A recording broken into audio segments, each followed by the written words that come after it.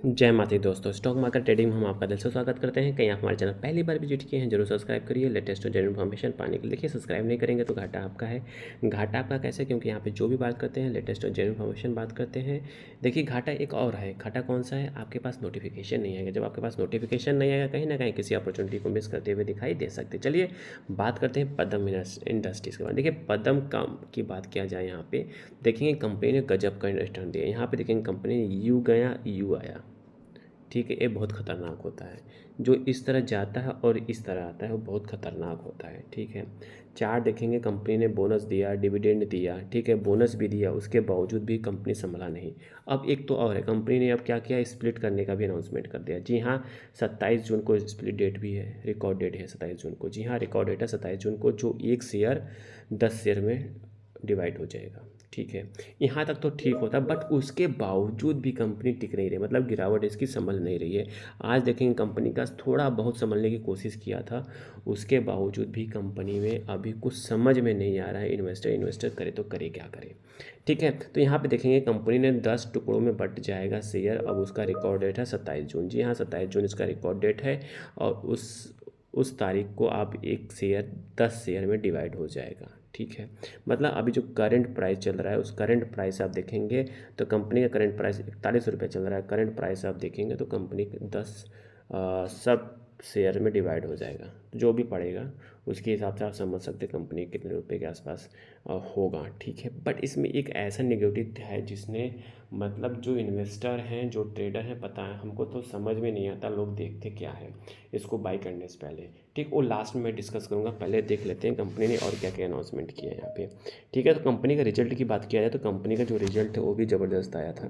देखिए, रिजल्ट कुछ भी आ सकता है। क्या होता है कि रिजल्ट डिपेंड करता है आपके किस पे डिपेंड करता है, वो करता है सीए के थ्रू। मतलब जो सीए मॉडिफाई कुछ भी कर सकता है, ऊपर नीचे कुछ भी कर सकता है, ठीक है। तो रिजल्ट पे मत जाइए, क्योंकि रिजल्ट में कुछ भी किया जा सकता है।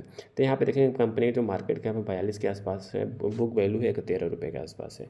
आर ओ ज़बरदस्त है, ऐसे इतना अच्छा आर ओ किसी का है ही नहीं जितना इसका। 108%, 88%, बहुत ज़बरदस्त आर ओ है, ठीक है। इसके बावजूद भी कंपनी में क्या देखें, फंडामेंटली ना इतना, मतलब 100 में से फंडामेंटली देंगे, 100 में से 80% मैं दूंगा, इतना ज़बरदस्त है। बट 20% क्यों ना दूंगा, 20% उसका एक लूप फॉल मैं आपको दिखाऊंगा, ठीक है। डेट ऑफ इक्विटी देखेंगे 0.03% है, डेट ना के बराबर है, 46 लाख के आसपास का है, ठीक है। तो ये कुछ भी नहीं है, ठीक है। फिर उसके बात करते हैं कंपनी का। देखिए अभी यहाँ पे खुल के आता है कंपनी का, ऑलमोस्ट डेट फ्री कंपनी है। कंपनी ने 182% का CAGR 5 साल में रिटर्न दिया है। कंपनी का जो रिटर्न है, रिकॉर्ड है 3 ईयर्स का, 40.7% का ROE के हिसाब से कंपनी ने क्या कहते हैं अपने इन्वेस्टर्स को कमा के दिया है। अर्निंग इंक्लूडिंग अदर इनकम की बात किया, देखिए यहाँ पे लोग ध्यान नहीं देते हैं। जो मैं आपसे बोल रहा था अर्निंग की, अर्निंग इंक्लूडिंग अदर इनकम में अर्निंग भी जो 11 करोड़ रुपए का जिन्होंने रिजल्ट अनाउंसमेंट किया था इस बार का Q4 रिजल्ट, उसमें 11 करोड़ आया था। इसमें 11 करोड़ में अर्निंग और अदर इनकम भी है, ठीक है। मेन होता है ऑपरेशंस और इनकम से जो पैसा आता है वही मेन इनकम माना जाता है। बट यहाँ पे अदर इनकम जब आ जाता है तो कहीं ना कहीं कुछ ना कुछ घपला या कुछ ना कुछ दिखाई देता है। जब अदर इनकम होता है तो वन टाइम इनकम होता है वो, ठीक है, रेगुलर इनकम नहीं होता है। Company has highest divider 341 days, मतलब एक इसका जो अर्निंग, जो पैसा आता है ना, जो इसका कंपनी का जो बिज़नेस है ना, जो बिज़नेस से कमाया हुआ पैसा जो आता है ना, वो 341 दिन तक भी लग सकता है पैसा आने में, मतलब पैसा कमाने में, ठीक है।